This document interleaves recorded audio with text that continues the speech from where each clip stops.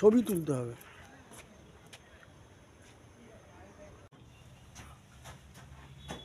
এটা জোড় মন্দির, পুরো পুরো 3টে মন্দির একসাথে। জোড় মন্দির আর কি বললো রাধা গোবিন্দ নাকি, এইগুলোকে তোলো, এই যে আর্কিটে, হ্যাঁ এই কাজগুলোকে ছাড়া তুলছি তো, এই যে কাজগুলোকে এক এক করে নামাও। এটাকে নিয়েছিল, এটাকে হ্যাঁ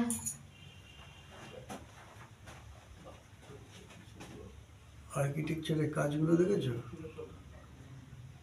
পুরোনো দিনের লোকের হাতের কাজ এগুলো। 17th সেঞ্চুরিতে এরা করেছিল, 17th সেঞ্চুরি। এই পাথর পাওয়া যায় না।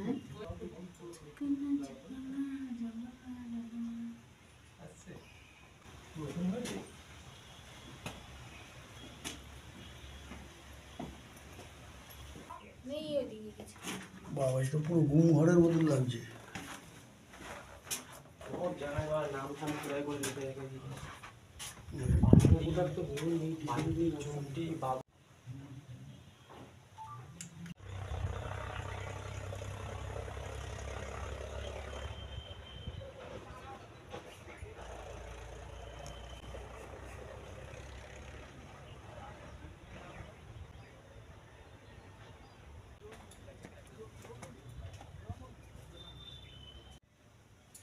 এগুলো আর্কিটেকচারাল কাজগুলো তুলবে না, এগুলো কত বছরের পুরোনো বলো তো এগুলো।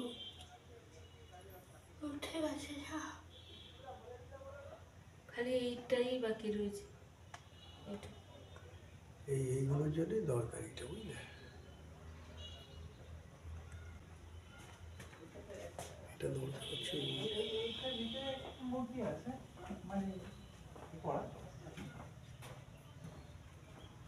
নমস্কার বন্ধুরা, আশা করি সকলেই ভালো আছেন। নতুন বছরের শুভেচ্ছা রইল আপনাদের।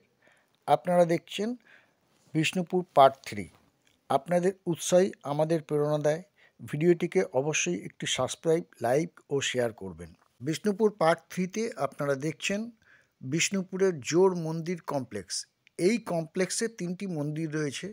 এই মন্দিরগুলি তৈরি করেছিলেন মল্লরাজা গোপাল সিংহ 1726 সালে। সব মন্দিরগুলোই স্কোয়ার। এই মন্দির টেরাকোটা কাজগুলি দেখুন, রক্ষণাবেক্ষণের অভাবে অনেকটাই নষ্ট হয়ে গেছে। এখন ভারতের পুরাতত্ত্ব বিভাগের আন্ডারে রয়েছে এই মন্দিরগুলি। এই মন্দির কমপ্লেক্সটি 1977 সালে ইউনেস্কোর লিস্টে ওয়ার্ল্ড হেরিটেজ সাইট হিসেবে পরিচিতি পায়। মনে রাখবেন, বিষ্ণুপুরের জোড় মন্দির কমপ্লেক্স একটি, তার আরেকটি হচ্ছে জোড় বাংলো মন্দির। এটি দুটি মন্দির পরস্পর জোড়া আছে, সেই জন্য এটির নাম জোড় বাংলো মন্দির। কিভাবে যাবেন? এয়ারে গিয়ে লাভ নেই, কারণ কাছাকাছি কোনো এয়ারপোর্ট নেই বাঁকুড়া বা বিষ্ণুপুরে। আপনাকে অন্ডাল এয়ারপোর্টে নামতে হবে, সেখান থেকে 2 ঘন্টা হচ্ছে বাঁকুড়া। তাই এয়ারে গিয়ে কোনো লাভ নেই। বাই ট্রেন কলকাতা ও হাওড়া থেকে রেগুলার বেসিক ট্রেন রয়েছে বিষ্ণুপুর ও বাঁকুড়ার। বাই বাস কলকাতা হাওড়া থেকে রেগুলার বেসিক বাস রয়েছে বিষ্ণুপুরের জন্য। তাছাড়া সারাউন্ডিং বর্ধমান, আসানসোল, দুর্গাপুর থেকেও বাস রয়েছে বিষ্ণুপুর যাওয়ার। বাই রোড নিজের গাড়ি বা বাইক নিয়ে কলকাতার থেকে হাওড়ার চণ্ডীতলা, অহল্যাবাই রোড ধরে জয়পুর হয়ে যাওয়া যায় বিষ্ণুপুর। আবার কলকাতা থেকে হাওড়া হয়ে দিল্লি রোড ধরে বর্ধমান হয়ে যাওয়া যায় ও দুর্গাপুর হয়েও যাওয়া যায়। কোথায় থাকবেন? বিষ্ণুপুরে অনেক ছোট বড় হোটেল ও লজ রয়েছে। তার মধ্যে কয়েকটা নাম বলি, যেমন Sonar Bangla lodge, Udayan lodge, hotel Annapurna, Monalisa lodge ইত্যাদি। বিষ্ণুপুরের বিখ্যাত কিছু জিনিস: বিষ্ণুপুরের সূক্ষ্ম বালুচরী শাড়ির জন্য বিখ্যাত। ডোকরা শিল্প ধাতব ঢালের একটি ঐতিহাসিক রূপ। খাবারের মধ্যে মাচা সন্দেশ, প্যাঁড়া ও পোস্তর বড়া বিখ্যাত।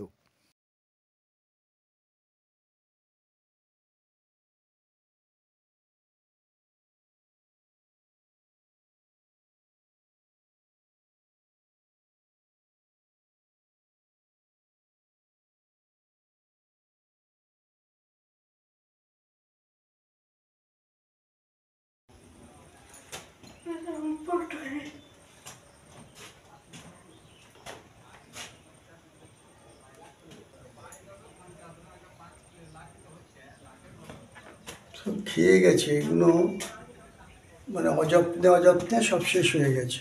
রাজেরা চলে গেছে তাই। হ্যাঁ, ওর ভেতরে কিছু নেই। রাজারা চলে গেছে, সব খেয়ে গেছে। পাথর কেটে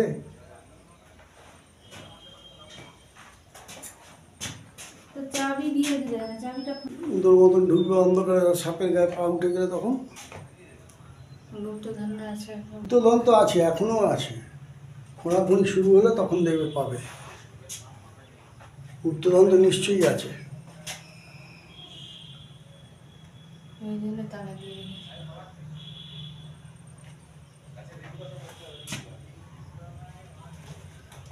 শালা সব জায়গায় দেখো দালালি শুরু হয়ে গেছে। এখানে ডিউটি দিচ্ছে, দেখে দেখে জমির দালালি, এই একটা জমি আছে রে, তুমি আছো। 4.5 লাখ টাকা। ও সুড়ঙ্গ, সুড়ঙ্গ, ওই লাইট এই তো, লাইট দেখা, লাইট দেখা, ওই জন্য তো বেঁধে রেখেছে। এই তো সুড়ঙ্গ, এই যে ঘর দিয়ে লাইট দেখি, লাইট। এখান থেকে ওই দিকে সুড়ঙ্গটা দেখতে পাচ্ছি। সরদিকে তুলি,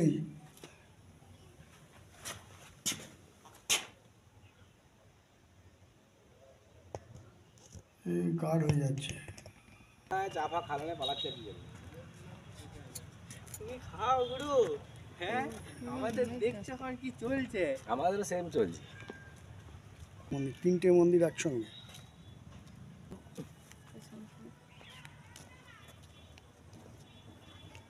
এই গেল।